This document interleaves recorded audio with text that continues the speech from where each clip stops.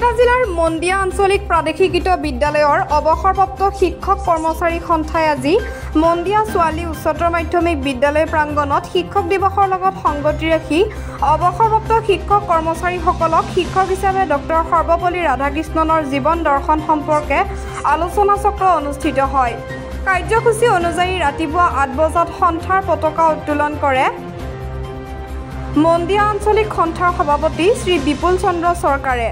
9 বজাত বৃক্ষৰোপণ ৰূপক হিচাপে অৱসৰপ্ৰাপ্ত শিক্ষক ক্ৰমে আকবৰ আলী, হাছৰ আলী, হিকমত আলী, জয়েন উদ্দিন উপস্থিত থাকে। ৰাতিপুৱা 9:30 বজাত বন্তি প্ৰজ্বলক তাৰাবাৰী উচ্চতৰ মাধ্যমিক বিদ্যালয়ৰ অৱসৰপ্ৰাপ্ত অধ্যক্ষ শ্ৰী দীনেশ চন্দ্ৰ শৰ্মাদেৱ।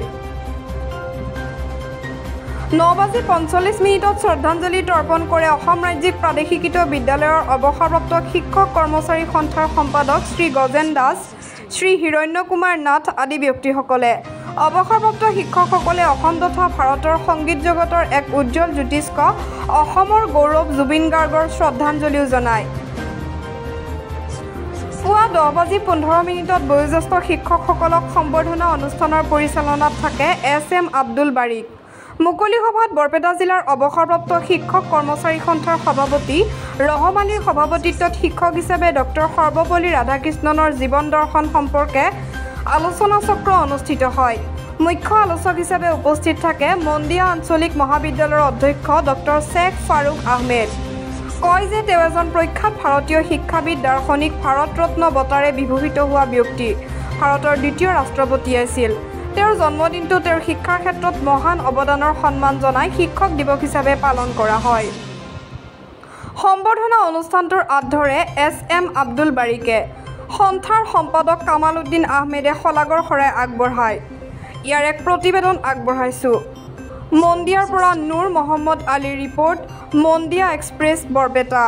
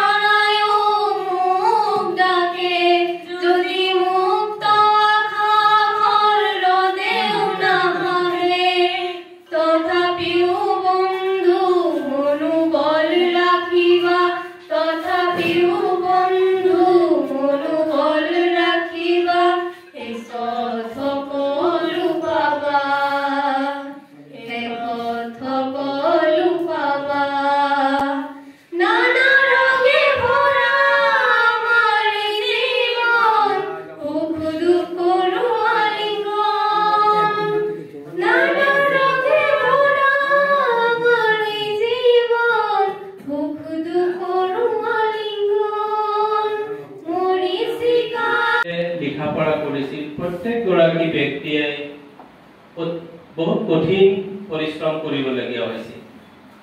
হয়তো আপোনালোকৰো বহুতেই এনেকুৱা আছে যিসকলে সেই সময়ৰ নহ'লেও কিছু মানে ভাৰতবৰ্ষৰ যেতিয়া প্ৰাক স্বাধীনতা সময় সেই সময়ৰ আপোনালোক সাক্ষী। সেই সময়ত আপোনালোকে হয়তো মানে সফল ডেকা হৈ আছিল। গতিকে আপোনালোকৰ দৰে আপোনালোকে সেই সময় আমাতকৈ বহুত বেছি ভালদৰে দেখি আহিছে আৰু সেই সময়ত আপোনালোকে প্ৰত্যেকেই মানে আৰ্লি ষ্টেজ অফ লাইফ সংগ্ৰামী এটা জীৱন পাৰ কৰি আহিছে। বহুত কঠিন পৰিশ্ৰম কৰি আপোনালোকে শিক্ষা গ্ৰহণ কৰিছে। ঠিক তেনেদৰে তেখেতেও বহুত কঠিন সংগ্ৰামৰ মাজেৰে শিক্ষা গ্ৰহণ কৰি আহি স্বাধীনতা আন্দোলনৰ সৈতে জড়িত হৈ নিজৰ কৰ্ম জীৱন আৰু ৰাজনৈতিক জীৱন দুয়োটা বস্তু একেলগে চলাই গৈছে। আজি তেখেতে শিক্ষকতা বুলি ক'লে বিশেষকৈ সেই সময়ৰ তেখেতৰ যি মাষ্টাৰ্ছ ডিগ্ৰী আছিলে, মাষ্টাৰ্ছ ডিগ্ৰী কমপ্লিট কৰাৰ পিছতেই তেখেতে বিভিন্ন ইউনিভাৰ্চিটিত কাম কৰাৰ সুযোগ পাইছিলে। সেই ইউনিভাৰ্চিটিবোৰৰ ভিতৰত প্ৰখ্যাত কেইখনমান ইউনিভাৰ্চিটি যেনেকুৱা ইউনিভাৰ্চিটি অফ মাইচুৰ, তেখেতে অন্ধ্ৰপ্ৰদেশলৈ ডক্টৰ সৰ্বপল্লী ৰাধাকৃষ্ণন ভাৰতৰ শিক্ষা আয়োগৰ তেওঁৰ চেয়াৰমেন আছিল। তেওঁৰ এই আয়োগখন হ'ল দৰাচলতে ভাৰতৰ শিক্ষয়িত্ৰী আৰু ছাত্ৰ ছাত্ৰীসকলৰ স্বাভাৱিকতে জীৱনৰ এক সাংঘাতিক অমোঘ অস্ত্ৰ বুলি ক'ব লাগিব।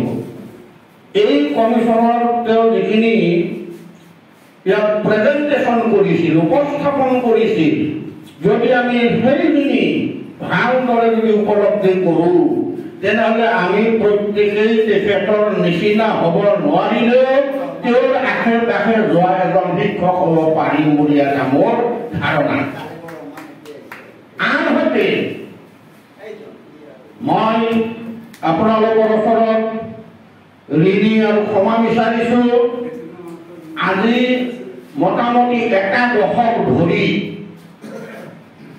এই আমাৰ বিদ্যালয় মহাবিদ্যালয়বোৰৰ ছাত্ৰ ছাত্ৰীসকলৰ যিটো ভাণ্ডাৰী দেখিছো, ইয়াত শিক্ষকে মাত মাতিব নোৱাৰে। কিয়?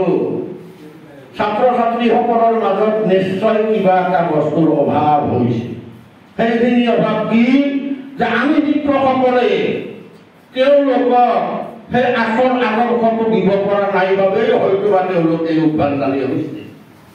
যিয়েই নহওক, এই বৰ্তমান সময়ত বিদ্যালয়বোৰত যিটো পৰিৱেশৰ সৃষ্টি, এইটো নিশ্চয় কমাবৰ নিমিত্তে মোৰ এটা নিজস্ব ধাৰণা